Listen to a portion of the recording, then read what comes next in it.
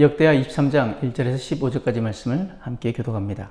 제7년에 여호야다가 용기를 내어 백부장 곧 여로함의 아들 아사랴와 여호하난의 아들 이스마엘과 오벳의 아들 아사랴와 아다야의 아들 마아세야와 시그리의 아들 엘리사밧 등과 더불어 언약을 세우매 그들이 유다를 두루 다니며 유다 모든 고을에서 레위 사람들과 이스라엘 족장들을 모아 예루살렘에 이른지라. 온 회중이 하나님의 전에서 왕과 언약을 세우매 여호야다가 무리에게 이르되 여호와께서 다윗의 자손에게 대하여 말씀하신 대로 왕자가 즉위하여야 할지니 이제 너희는 이와 같이 행하라. 너희 제사장들과 레위 사람들 곧 안식일의 당번인 자들의 3분의 1은 문을 지키고 3분의 1은 왕궁에 있고 3분의 1은 기초문에 있고 백성들은 여호와의 전뜰에 있을지라. 제사장들과 수종드는 레위인들은 거룩한즉 여호와의 전에 들어오려니와 그 외에 다른 사람들은 들어오지 못할 것이니 모든 백성은 여호와께 지켜야 할 바를 지킬지며 레위 사람들은 각각 손에 무기를 잡고 왕을 호위하며 다른 사람이 성전에 들어오거든 죽이고 왕이 출입할 때 경호할지니라 하니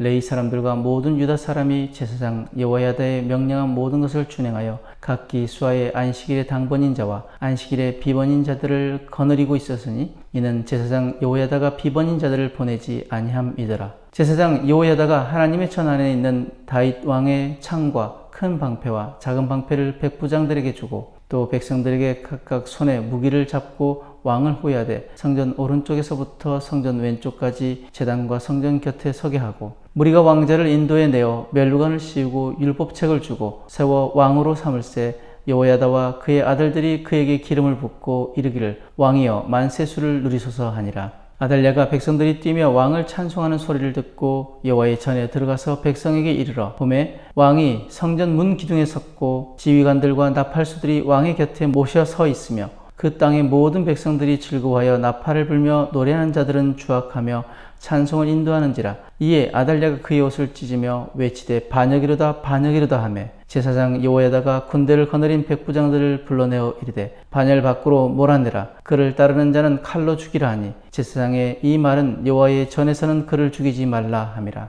이에 무리가 그에게 길을 열어주고 그가 왕궁 말문 어귀에 이를 때에 거기서 죽였더라. 오늘 본문은 아달랴가 폐위되고 요아스가 왕으로 세워지는 사건을 기록하고 있습니다. 이 사건을 통해서 우리는 시대가 아무리 어두워도 하나님은 남겨진 사람을 통해 역사를 새롭게 하신다는 사실을 발견합니다. 반대로 한 사람이 악하면 그 악함이 나라와 공동체 전체를 무너뜨릴 수 있다는 것을 보게 됩니다.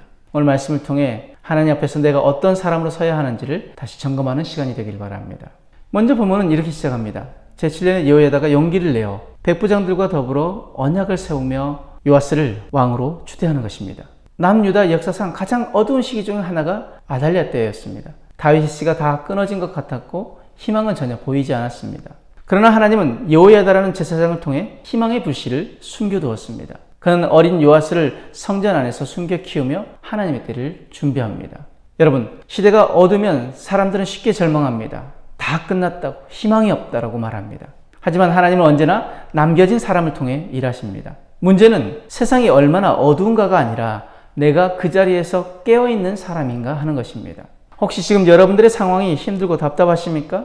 중요한 것은 환경이 아닙니다. 내가 하나님 앞에서 내 자신을 지키고 있는가, 내가 믿음 안에 서 있는가, 그것이 관건입니다.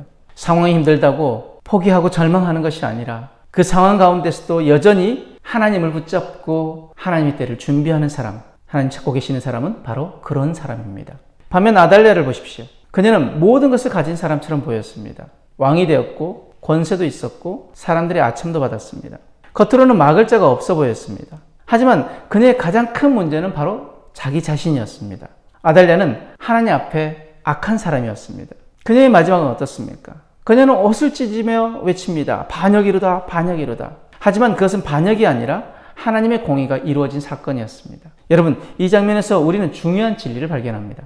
사람은 가진 것이 중요한 것이 아니라 그 사람이 어떤 사람인가가 중요하다는 것입니다. 아무리 많은 것을 소유하고 아무리 화려한 자리에 올라가도 그 사람의 내면이 바로 서지 않고 무너지면 모든 것이 무너집니다. 하나님 원하시는 것은 우리의 조건이 아니라 바로 우리 자신입니다. 여러분, 지금 나는 어떤 사람입니까? 하나님 앞에서 나는 어떤 사람입니까? 환경이 아니라 나 자신을 점검해야 합니다. 나는 믿음으로 충만한 사람인가? 아니면 껍데기만 남아있는 사람인가? 우리는 우리 자신을 점검해야 될 줄 믿습니다. 오늘 말씀을 통해 우리가 깨닫는 것은 시대가 아무리 어두워도 하나님 남겨진 사람을 통해서 새 일을 행하신다는 것입니다. 그러나 한 사람의 악함 때문에 공동체 전체가 무너질 수 있다는 것도 잊지 말아야 합니다. 오늘도 하나님은 사람을 찾으십니다. 중요한 것은 바로 나 자신이 하나님 앞에 어떤 사람인가, 그것이 가장 중요한 것입니다. 오늘 말씀 앞에서 우리가 결단해야 할 것은 세 가지입니다. 첫 번째, 나는 시대를 탓하지 않고 나 자신을 지키는 사람이 되겠습니다. 상황이 아무리 어두워도 나는 믿음을 지키며 남겨진 사람으로 서겠습니다. 라는 결단이 필요합니다. 두 번째, 나는 외적인 조건보다 내면의 믿음을 우선시하겠습니다. 마지막으로 나는 하나님이 찾으시는 사람으로 살겠습니다. 하나님이 시대마다 쓰시는 그 한 사람이 되기를 원합니다라는 결단이 우리 안에 있기를 원합니다. 여러분, 하나님은 오늘도 이 시대를 바라보시며 누가 나를 위해 일할까 하고 사람을 찾고 계십니다. 그 질문 앞에 우리는 이렇게 대답해야 합니다. 주님, 제가 여기 있습니다. 저를 사용해 주옵소서. 오늘 우리 모두가 아달랴처럼 무너지는 인생이 아니라 여호야다와 같이 하나님의 역사를 준비하는 그런 남겨진 사람으로 서게 되기를 주님의 이름으로 축복합니다. 아멘.